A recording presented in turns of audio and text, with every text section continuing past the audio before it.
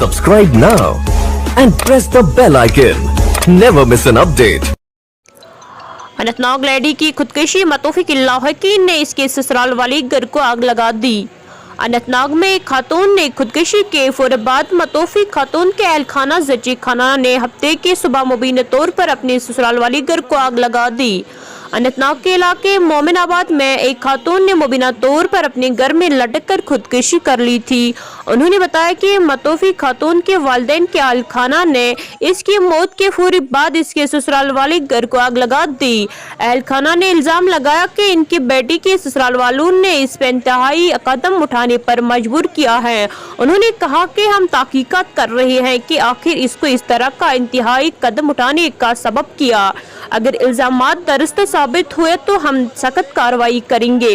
Desk से राना सुल्तान के साथ कोकरनाग से तांत्री शफीक की एक खास रिपोर्ट।